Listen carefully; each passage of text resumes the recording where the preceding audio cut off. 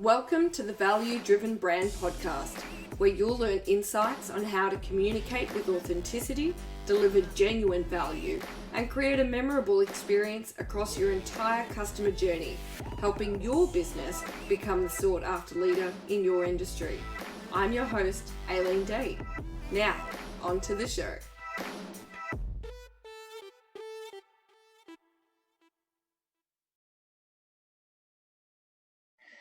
G'day everyone, and welcome back to another episode of the Value Driven Brand Podcast. You are here with myself, Aileen Day, and my very special guest today. We are joined by the one and only Tap Edit Go, master of everything video on your phone, Wes Alan. Thank you so much for joining us today. How are you?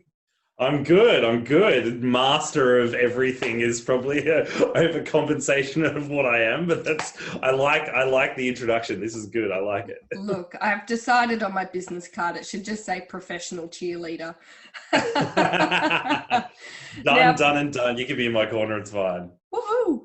Now, for those of you who don't know who Wes is, as I say every week, where the hell have you been? But welcome.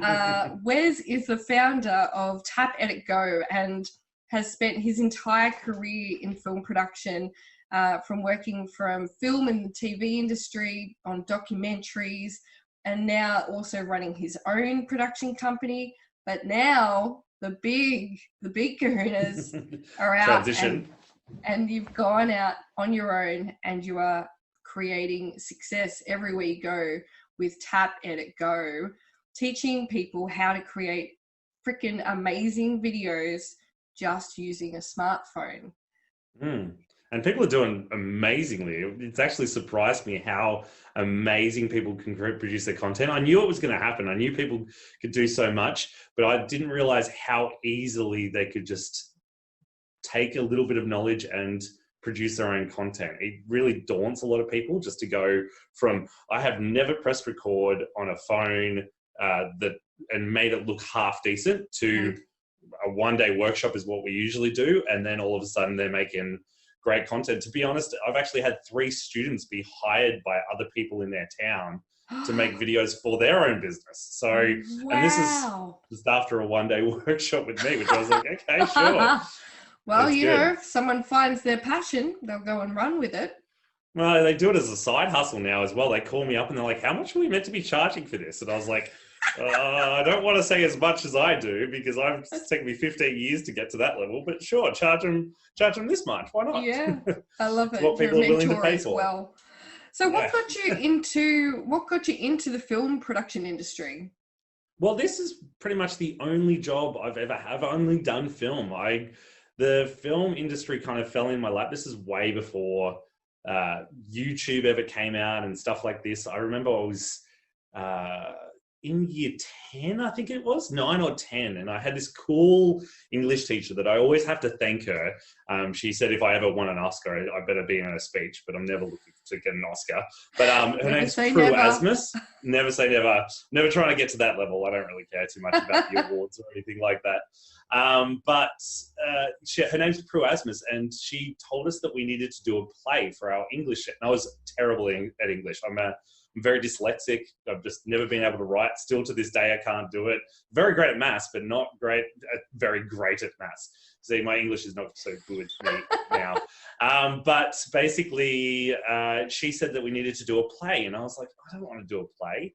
I remember seeing it was my grandfather's old video camera. He used to carry around video cameras when he went on holidays. And I was like, can we do a video instead? And she's like, yeah, as long as you write a script and perform it, we don't care. And me and my mates that were in my team at the time made this great script and made our whole entire class laugh. And we got 100% for the assignment. And I was like, well, this is the first time I've got 100%. May as well keep doing video. And did it so much all the way through year 10, year 11, year 12, did the final year 12 movie, and even charged my students to pay me because I did it so well. It was for the DVD, because I made them DVDs back then and stuff like that. Gold. And my mum got so mad at me doing it because I spent all this time doing the high school video instead of studying for my exams, for my final school exams, that she said, stop doing that video. You'll never make a career in film. And I went, screw you, Mum, I'll show you. And hold I have. my Powerade. Yeah, exactly. And basically since then I've done pretty much everything in film. And my mum is amazing, and my mum and dad are amazing, because after my grandfather's camera, they realized that I was doing it so much, they bought me my first camera. So I can't blame them. They came back from Thailand and they bought a crappy little Zoom video camera. This is the days I was editing on a VHS player and stuff, trying to press record. Didn't know how computers would be able to take. You were alive when VHS was a thing? Oh man, yeah, I was a big Toy Story VHS. That Toy Story VHS got a play and a run through. So did Lion King. Those things literally got to the end, and I loved the VHS that they got all the way to the end, and they rewound themselves. Oh, yes. So they stopped at the end of the crowns and they rewound themselves. So I'd usually just sit there, and then we'd literally do something in the credits, and then all of a sudden the movie would be playing again, and we'd be like, well, let's watch it again. And we just repeat movies over and over again. But I did that with Grease. Oh, Grease. Yeah. It's one movie that I've gotten halfway, and people are going to judge me for this, but I got halfway through and went, what is this? Like, I love the songs. I've listened to the songs 1,000 times, but the movie is stupid. I thought the movie was one of the weirdest movies ever. And I was just like, yeah, anyway. Heck. Especially the song and dance at the end, but they're all just singing. I thought that's what high school was like. Well, to be honest, if like the generation after that was High School Musical, and that was just as stupid as this, so let's not talk about that. I feel like I'm just going to lose a few people in this podcast. Yeah, already. So you've gone from growing up and realizing that you're actually pretty bloody amazing at video production. Yeah, well, pretty much from that, I was already working. As soon as I finished high school, I got a job with a local filmmaker to do wedding videos, and never do that again. Hated wedding videos. I feel like that's a very consistent response from many people in the wedding photography and video industry. If you want to make money, it's a great thing to do. Go do wedding videos. If you're in the film industry to make money, but if you're in it to storytell, in it to collaborate with some good people, you're in the wrong department, because you're working with people on the highest stress day, trying to make everything so perfect. And then if you do not deliver the perfect video for them, the best quality that they're looking for, they'll get upset at you. And like, I remember some people when I was doing wedding videos that would yell at me because I didn't get their real mother in the video. And I was like, is she the one that was on your side? And then she's like, no, that was my stepmom. I'm like, you didn't give me a family tree. How was I meant to know that was not the real mom? Like, you were hanging out with that one the most. I was like, Game of Thrones. Oh, it's just like, what is going on? You need the family map. I literally did. I needed a scroll. I actually started asking for it. But to be honest, I can't say that was a bad thing, because, literally renting. I bought my first camera, took a small loan, and after 2 weddings, I paid it off.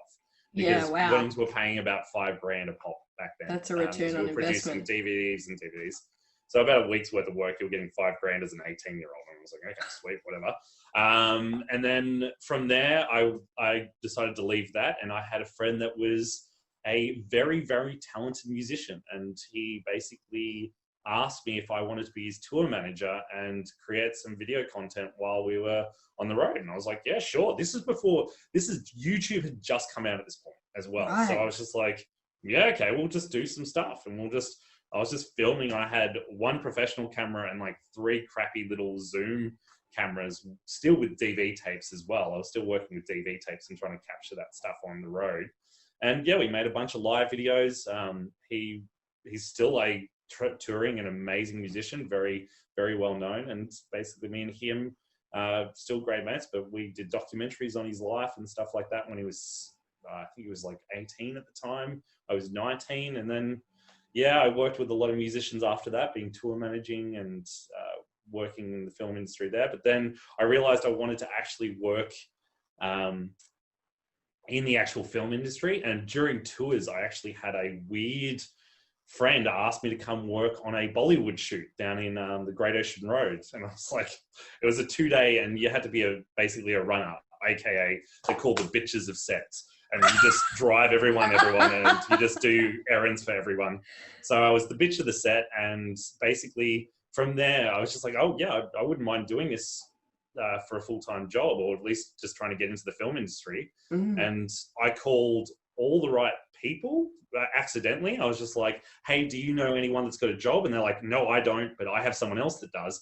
Call this person. And I called this one person, and she was like, and people don't know this about me, but I had huge dreadlocks at the time. Wow. All the way down to my ass. Huge long dreadlocks. I always wanted long hair when I was a kid, but I didn't want hair like Fabio. So I was like, the only other option is dreadlocks. So I had good maintained dreadlocks. Even like, you can't say that they weren't gross. They're dreadlocks. But out of dreadlocks, they were the good high quality dreadlocks. High quality dreadlocks. Someone that kind of washed his dreadlocks look. Anyway, I called this one person, and she's like, yeah, I've got a feature film coming up. And I was like, and this was my first job after the Bollywood, working on Bollywood for 3 days. And I was like, cool, I want to work on a feature film. And she's like, yeah, cool, I've got one coming up in about a month's time. Come down and meet me in Melbourne. And I was in Sydney on the time, and I literally got on a train because there was no flights, and I couldn't afford a flight anyway back then. Jumped on a train and got a train all the way down to Melbourne. And she's like, and I'm like, I'm in Melbourne. And she's like, what do you mean? I'm like, I'm here to meet you. And she's like, weren't you in Sydney like 2 days ago? I was like, yeah, I got here yesterday. And she's like, okay, let's go and come and meet me in the office. I just want to make sure you're okay for this. I met her, and basically she met me, and she was like, this is great. I like who you are. I'm a bit concerned about the dreadlocks. So she had to go talk to the boss, and we called him Big Fat Tony as well. He loved this. He was a big fat Tony guy. And he went, she went around the corner, and she's like, I got this guy. And I could hear it because it was thin walls. She's like, I got this guy. He's awesome. I think he's going to be good for the position, but he's got dreadlocks. Are you okay with that? He goes, I'm big and I'm fat. Who cares? Just hire him. And I got my job, and that was, luckily enough, that job had Clive Owen, Jason Statham, and Robert De Niro on it. So, and then from there, literally had all the top actors. And I was like, how did I get here? And what a way to pop your cherry. Pretty much. And then after that, I literally knew everyone in the industry from that one job, and worked for about 5 years in the industry. But it's high, intense work. Anyone that wants to work in the industry, you've got to be able to work 10 to 14-hour days. It's 10-hour days minimum, but usually you're doing a lot of overtime in Australia because we do have a union, but not as a Americanized union. That's why everyone comes here to shoot, because we will work overtime. And yeah, basically I got to 5 years, and I was a bit burnt out, and I was like, okay, how about I run my own production company? And I started doing documentaries and traveling the world, and did that. And then during that time, I had heaps of companies. This is from when I first started to about, it was about 10 years after. This is when YouTube, Facebook was all out at this point. Everyone wanted content. Everyone wanted to jump on Facebook, social media, all that kind of stuff. Everyone was asking us to do videos for about 5. They go, call me up and they go, hey, Wes, we want 5 videos for $500. And I'm like, guys, my videos start at $2,000 each. You can't, I can't do videos for $500. They're like, oh, just cut this cost. I'm like, no, I don't drop my quality. And then I had one guy, people asked me so many times, I was like, there was this one real estate agent, and I was like, okay, man, how about I teach you how to make your own videos? They're not going to be as good as mine, but how about I teach you how to make your videos? Let's just sit down for a day. You pay me $500, and then you can make all the videos you want for $500 on your smartphone. I'll teach you on your smartphone. And he's like, cool, awesome. He's like, I don't need to buy any equipment. I was like, no, I'll show you some of the videos. We might need to get you a tripod and some microphones and stuff like that, but I'll go do some research. And I did some research, found the accessories, and then went to him for $500. I taught him, and then basically he was like, this is amazing, and started making amazing video content. And then I was like, cool. We had heaps of people asking more and more. And then after that, the production company, our business partner at the time, that started taking over our professional work. So I literally said to my business partner, I was like, how about you take the business? I take this smartphone thing, and I'll start that myself. And she was like, yeah, great. And she went off and did that. And I still freelance as a full-time filmmaker now. So I do about 50% teaching people and 50% actually making videos for clients as well still. So And yeah, that's basically how Tap Edit Go started. So Wow. big crazy journey. So that's probably about 12 years since I first started. That is 12, amazing. 15. Yeah, And there you go. That's my story. Just to see like the different, like parts of, the decades and how technology has changed. And then obviously, your interest in something has now become that answer to people's needs is so awesome. Yeah, it was, to be honest, my life is a long list of luck. Like, Don't say that. It's you 100% do make your own luck. You totally make your own luck, but luck comes around when you take an opportunity. So my life has just been going, I'll take this opportunity, go with it. Take this opportunity, go with it. When an opposite, like I know so many people that have opportunities. I've even presented opportunities in front of my friends and they say, I can't, I'm too busy with work. I've got this. And I'm like, well, you're missing out on a new direction or something that's going to lead to something else. If you stay on the same path, you've got one direction, you've got one map, but you're not going to go on the cool adventures that you want to. I'm a big person that believes adventures are kind of life. I love just going on wild adventures, not knowing. But I understand people need some clarity and need some security. I've never been a person that needs security. To be honest, during this coronavirus, this is the first time I've rented anywhere for the last 4 years. I've lived in a van for the last 4 years. Wow. So I travel so much. So I live in a van in Australia and travel around, stay at friends' places when I need to, then travel around America, travel around South America, wherever I need to go. And because this business took over and we had to travel, there was no way I was going to rent. It cost too much. So when we're all in lockdown, I've paid rent now. So yeah, well, at least you're not in Melbourne. Not now, but we don't know what's going to happen. Anyway, let's not talk about that because we could go on a rant for too long. Goodness me, loving life right now. Everybody is.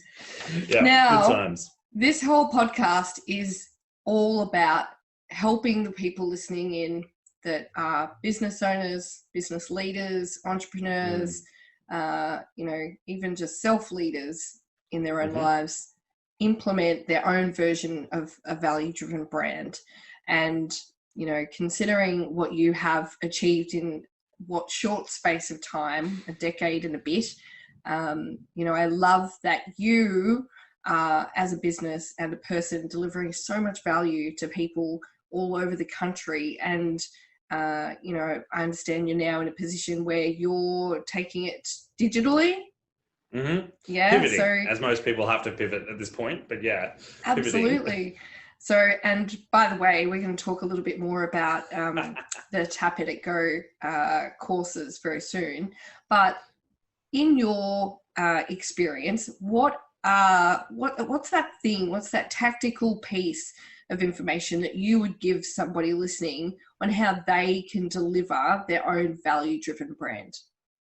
Well, I got an amazing piece of advice when I was very young, is that because people think that you buy products is online. Everyone buys this, buys this, buys this.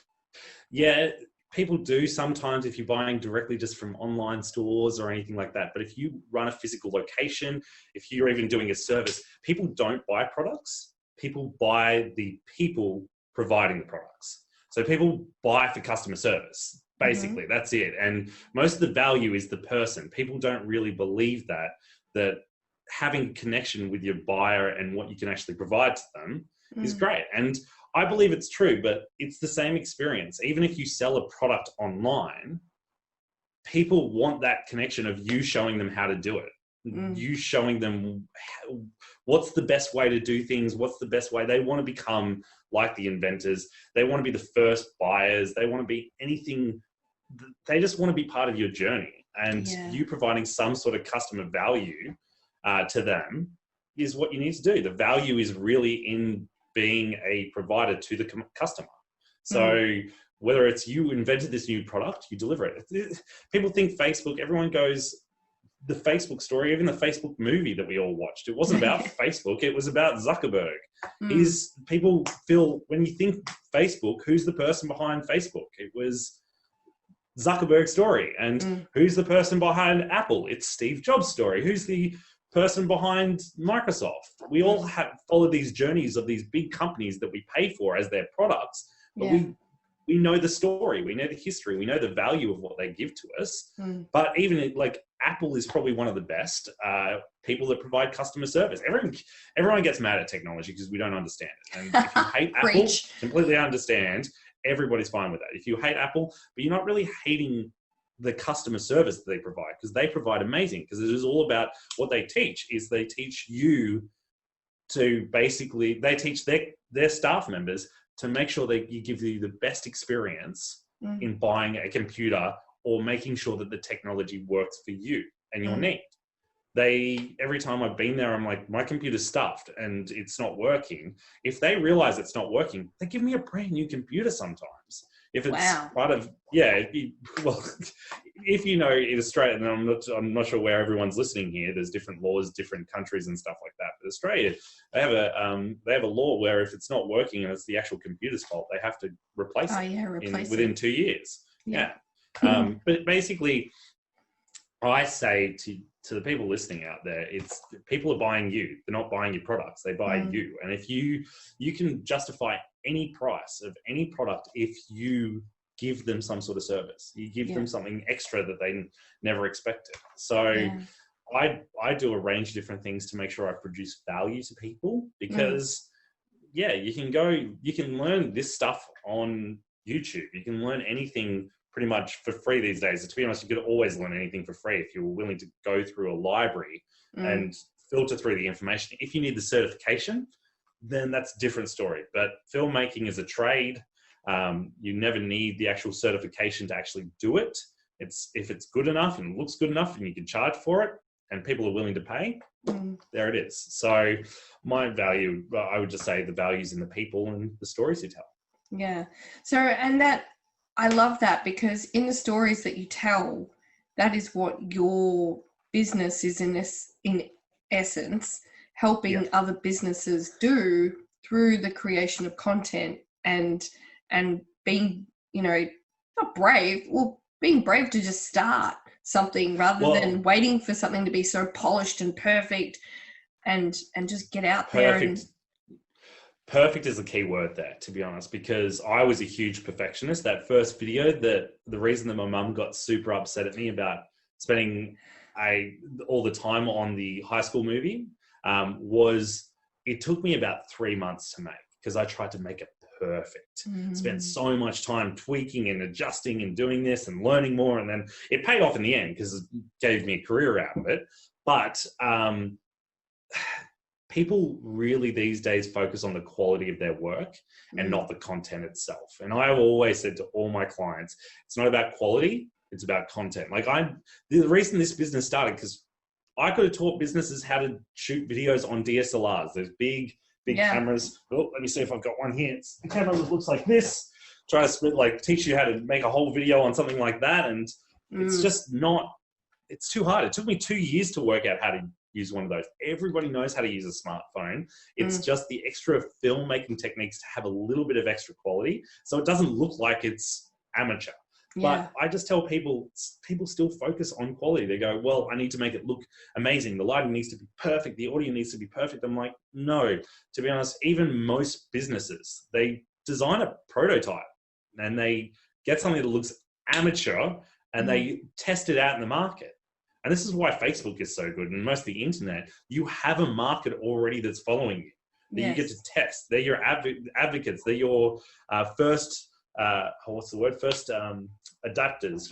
Not adapters. I can't even remember the word. But anyway, they're the people that loved you first, and they're willing to try out with you. Test things out on them. I have a whole group of people I call tap edit goers that when I have a new training or a new little bit of advice, I go, hey guys, who wants to try this out first? So when we've been pivoting, because my business is only a year and a half old, we did one course and one course only. It was a physical course. We've had to pivot online. We did our first pivot. People loved it online because people learn differently online than they do in a physical course. Then we did some advanced stuff, and we just keep testing it out on different people. And my tap edit goers are like, yeah, this is great. And they give me honest feedback. And I'm like, be as brutal as you want, because but the best thing is they've been on the journey with me from the very start.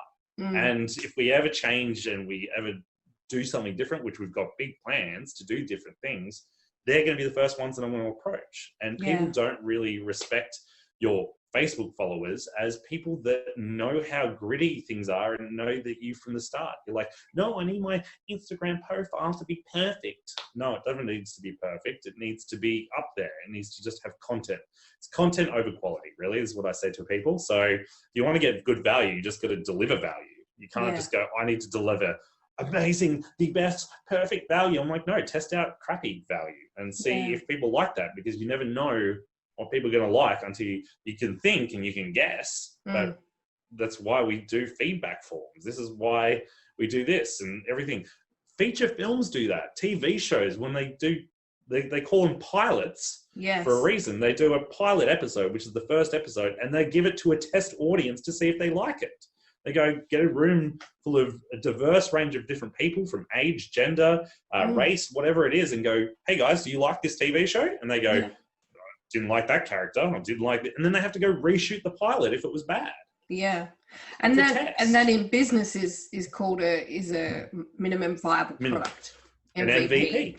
Yeah. You've just got to have something that's basic, that works, that's trying to show what you're trying to achieve, and then deliver it to the audience and see what they think. And if they think it's good, then you upgrade from there. You train your quality, because if live videos work for you, great, do live videos. But I have a love-hate relationship with live videos because people do them poorly. Right.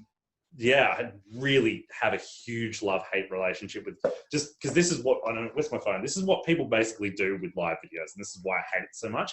Facebook told you that you need to do live videos because we will get you to reach more people. And your video and your content is never about reach. It's about engagement. It's about holding people to watch from the start to the finish. Because if I made a video if I shoved a video in front of people's faces on the street, that's reaching them. But unless they stop and actually watch it, then it's not valuable. Putting it out there to the world is great, but if it's crap, it's a bad video. So it's not about the reach. It's about who watched it from start to finish. So you always want to see the amount of views, not the amount of people it reached. That's my thing. But this is how most people, when Facebook first started, they said, hey, do Facebook videos because we'll reach more people. And they just wanted the numbers to say, you reach this amount of people. Wow, look how good you do. Pat on the back. No, it's not about that. This is what people used to do. They used to go, oh, hey, Facebook world, how are you? I'm going live because Facebook told me to. This is my house. This is my cat. His name's Tom. Tom, cat. I got nothing else to say, so bye. It's the worst. It's my most hated videos. There's only 2 reasons you do live videos. And if people want to give value live and do live videos to reach more people, they've got to have a purpose. And there's a purpose for live videos. Preach. There's only two reasons you do it. The first one is you're trying to interact, where you're trying to give information to the audience live. People need to hear this information live. Like it's fresh, it's new. People have never seen it before. They want to hear. We actually, I probably shouldn't tell the full story. I can't tell the full story, but I'm proud enough to say, as a owner of the Tap Edit Go business, we actually saved a town with a live video. There's a town that was going through a bushfire in Tathra. This is not the big bushfires that happened in Australia. It was a year before that. But basically, it's a tourism town. And the fire went through it. News was going crazy and just saying the whole town's gone. So everybody cancelled for their holidays. Everyone was like, it was just before Easter holidays. Every single person cancelled. They just went, nah, we're not going to do this. And then from there, I called up one of my clients who was caravan park there. The caravan park resort. And I was like, what's going on? And she's like, everybody's cancelled. I don't know what to do. We're just phone calling everyone. And I was like, why are you phone calling? Can you do a live video right now? And they're like, oh, okay. Why? First of all, I'm too tired. I don't want to do it. And the video wasn't amazing, but people were looking for the information right there and then. But the video, they had 1,000 followers at the time. And 50,000 people viewed it. It reached 70,000 people. Holy moly. 50,000 people viewed the video. It got shared over 1,000 times. We looked at all the back end and people were watching it from start to finish. And their thing that they said in their live video, which I always recommend people writing a script for their live videos, write a script and perform it, rehearse it. Don't just do unrehearsed live video. Anyway, and their call to action at the end of their live video is, we love your support, we love your thoughts, we love your prayers, but we need you to come to Tathra. Our town, all the businesses here pride on tourism coming here for these 2 holidays, Easter and Christmas, because everyone cancelled for Christmas as well, because everyone books their holidays 12 months in advance. And then basically they said, we just need you to come to Tathra. So everyone rebooked that cancelled for Christmas and Easter. So town was saved. But the greatest thing that happened is that Easter opened up, the doors opened up, town opened up, because they had to close the town to get rid of the ash and stuff. Town opened up, first people rock into the park, and it's a family with 3 kids, husband and wife and 3 kids. They rocked in, and my friend who owned the resort, she said, oh, thank you so much for coming. What's your booking? And they're like, we don't have a booking. We watched your live video. You told us to come. We're here. And she panicked because 5 more people rocked up, because check-in's at 2 and they were there at 10. And she's like, why are you so early? And then 5 more people rocked up that had driven through the night to get there. To support them. Oh, so basically they called the council. I know. They called the council to see if the council had any spaces in their caravan parks, because there's more parks around the town. And they said no, but just put them anywhere. So they were basically, it became a festival for that night, and that full Easter is that people were just squatting in car parks on the street, on the beach. People that had paid for sites were sharing with people that hadn't paid for sites, and basically it saved the town because all the cafes got the best revenue they ever did, and they did that way. But it was producing information live to people right there. And that was their value. It was that they were saying, we need to give you value, which is the information. The news is wrong. We're fine. Yeah. No one died. It's great. We lost a few houses.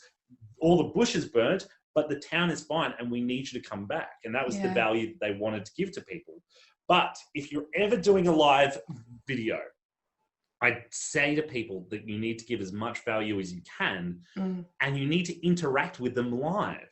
Don't just make a video and then say, oh yeah, we're just going to put this out and just see how it is. People want to interact with you live. So make sure your live videos are interacting. The information live is great. That's the first thing. That's the same reason we watch live sports. Yeah. But the other thing is like Q&As. Make sure you have a plan with your Q&As if you're going to do live Q&As. And please, anyone listening out there, please do not do this, because it is another hated thing for me, is go like this. Do a live video by yourself that's Q&As and go, give me 1 sec. I've got to read through all the comments. Who else is saying something? That is very unprofessional and very boring. I've moved on straight away. How should they do it? They should have a staff member or a friend watching the live video, writing the comments down, and when there's a gap of the person saying something, then the person behind the camera says, hey, Wes, Steve online has just asked on the live video, can you tell him how he gets his audio better in his smartphone? And then I go, thanks so much, Steve, for asking that question. Or put up a post and say, hey guys, I'm going live on Tuesday. Does anyone have any questions now? I'll answer them live on the thing. And then have some backup questions. Don't wait for people live. Make sure you give value and you have some sort of structure. But the best live video, so we've gone into live videos for value. Fine. It's tactical and it's creating value. Yeah. I love it. This is the best live video I've ever seen, ever, out of all the live videos I've ever seen. This is an unprofessional smartphone live video, by the way. This is not watching the surfing live on Facebook, because I do that all the time because I love surfing. But it's not like watching sports or watching anything like that. This is someone that's just done something simple on their smartphone, live video. And it's the best. It was run by a radio station in Melbourne called Fox FM. And I still can't find the video to this day because they didn't post it. It was just for live. It went for 2.5 hours and it didn't have a single person on it. And they did the greatest thing, which they were trying to interact with the audience live. And almost any business can do this. It's amazing. All it was a house, and they didn't even get permission to film the house. The house had the big number 67 on it. And they filmed it from across the road from that house. So there's a public road and a footpath in front of them and on the other side of the road as well. And they had a camera to set up, and in front of the camera, they had a little tiny sign, little handwritten sign that said, first person here gets 2 free tickets to Bon Jovi. And that was it. That was the entire live video. And you should have seen the entire feed. I jumped on half an hour and I thought I was way too late. I saw that it was been going live for half an hour and I was like, I'm just going to watch this. I was doing some work. I was just like, I'll leave it in the background, just read the comments every now and then. And people were going wild. And after an hour, I was like, no one's found it yet. I was like, oh, I'll do a little research. And then I was reading through the comments. People were like, Google Street Viewing, trying to find the house in Melbourne somewhere. And they were going everywhere and they're going, where is this place? And they're tagging their mates. They're like, are you on a construction site near here? I think it's this down. Go down there and get these tickets, all this stuff. And it just went wild, but they were trying to interact with the audience live, and anyone could do it. The best thing about that video, though, is that someone walking their dog past that sign, and literally they said, hey, mate, because there was someone behind the camera. They were like, hey, mate, what's about that sign? He's like, do you want 2 free tickets to Bon Jovi? He's like, yes, please. Grabbed the tickets and walked off. And everybody online was like, who the is this guy? Give that ticket. Blah! The best thing was interacting with the audience live. They were giving comments, they were giving feeds and all this stuff. But like I gave that tip to one of my clients and they did a great job at this. They were a makeup facial scrubbing place. They would come and you just go get a full facial. Sorry, yep. I'm not a, you know what I'm talking about. Technical but term. The technical term, I have no. It was called Skin Hub is their company. And I basically said, do the same premise. Get your receptionist to set up a smartphone and a little sign at the reception behind the desk and say, first person to say face scrub something or just some sort of word, say this to the receptionist, you get this free care package valued at $300. They wrote that out and they put it there. And literally every single person that walked into the thing, and it went for 4 hours because they were a small little following and no one could get there because it was in the middle of the day. It went for 4 hours and people were just sitting there going, and every time someone would come in for their booking, they would have it low enough so they couldn't see the face and they didn't say it. And the receptionist would look back at the camera and go, sorry, didn't get it, kind of thing. And then just kept, she's like, go down.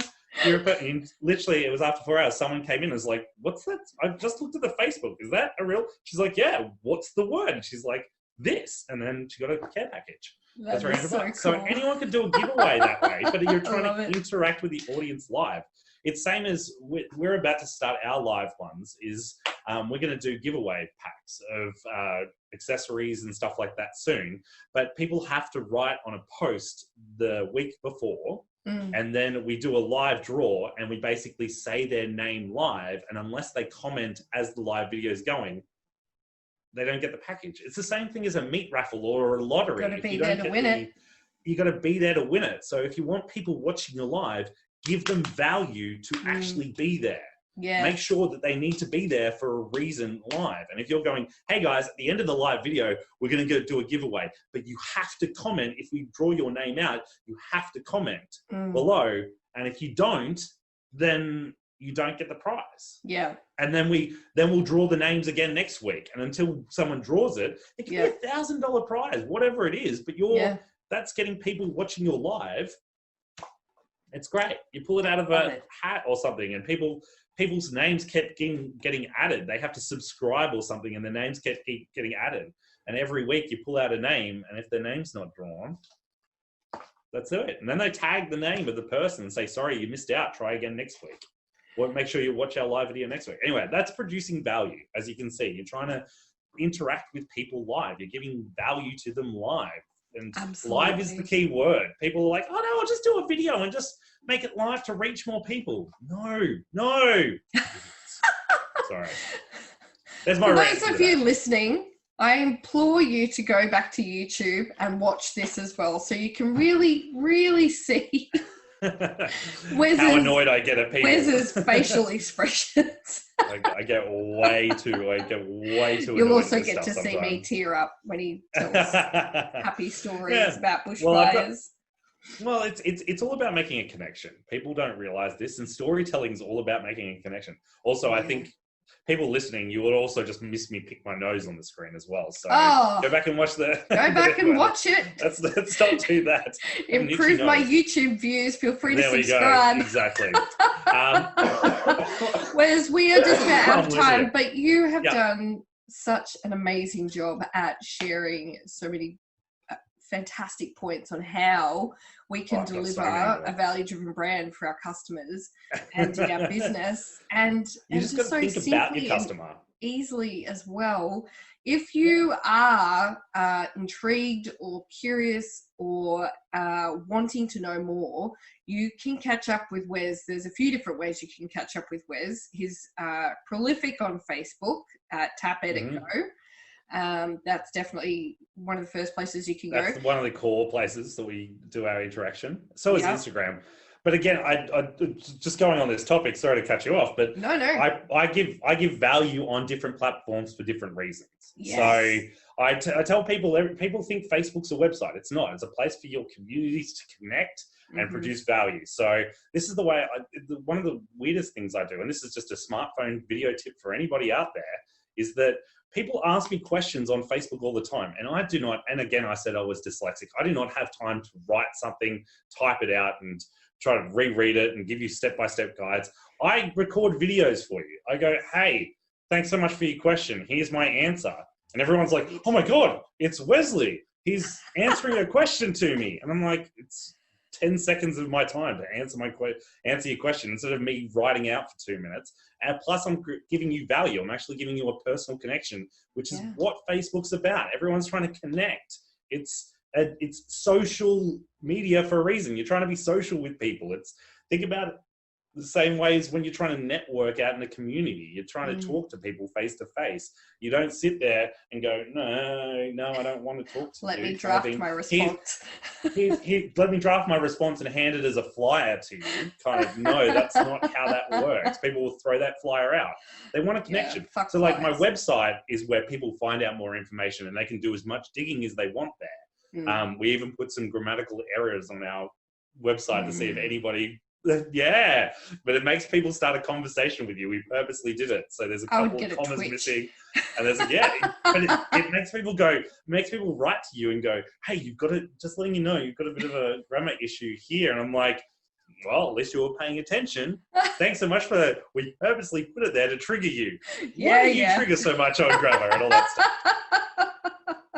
But like I said this the other day, I actually did a online conference yesterday, and I came up with this thing because people ask me about what's the difference between YouTube, Facebook, and Instagram, because they're the three core platforms for videos these days.